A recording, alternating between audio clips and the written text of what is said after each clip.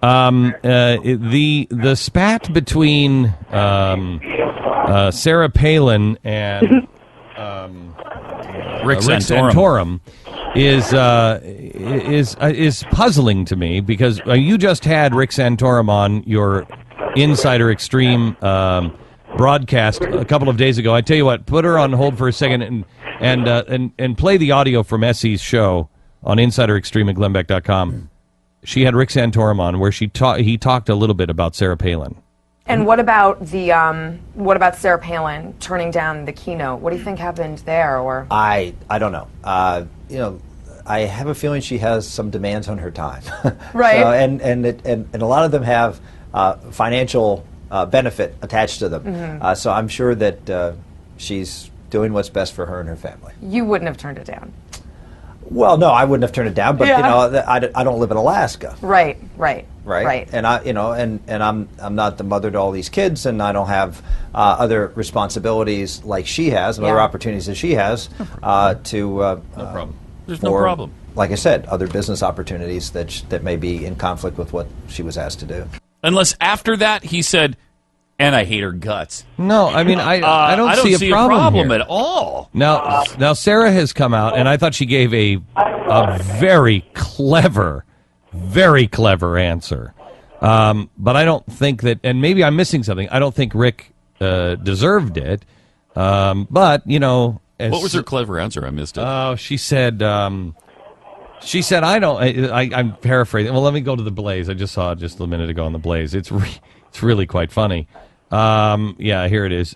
She called him a knuckle-dragging Neanderthal. But that's what's being reported. That's not what she said. What she said, quote, I think the reports were much worse than what he really said. I think some things were really taken out of context. So I won't call him a knuckle-dragging Neanderthal. Perhaps others will want to call him that. Let his wife call him that instead. She didn't call him that. No. I think that's I think it's very clever. I don't think it's necessary. Do you have any idea on what's really going on here, Essie? It blew my mind. I mean, it was never my intention to break news or get in the middle of this kind of shot across the bow, which is what I think the stories are purporting it to be. I think Rick said what he said. He probably shouldn't have said anything, and he probably wishes he had been a little more clear. But I don't think he was offensive. I don't think he was not clear. Yeah, I don't think he said anything bad there. He didn't. Did you take it as something? Did you take it as a slam, Essie, when he said it? Absolutely not. Yeah, if I had, I would have defended her on the spot. Right. I would have had him clarify. The only thing he was sort of just spitballing, and it got a little out of control. The only thing that he could have said, or the only thing that he said that I could take as a slam, if you're super, super sensitive, is, she has some financial commitments, or she had some business things, implying, you could take it this way, implying that she only cares about money. But I don't think so.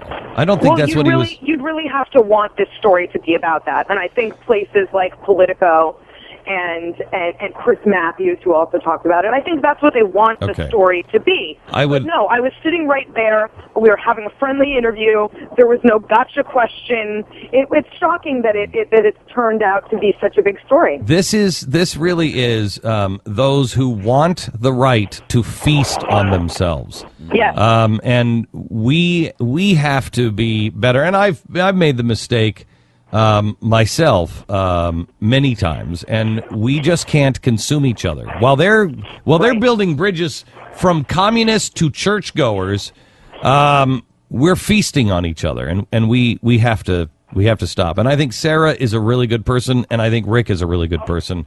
The nonsense has to stop. I agree. They're both friends. I like them both. I defend them both, and I hope that this kind of just goes away. Okay. All right. Essie, we will watch for you today at 1 o'clock at glenbeck.com. Great. Okay. Thank you very much. Guys. You bet. Bye-bye.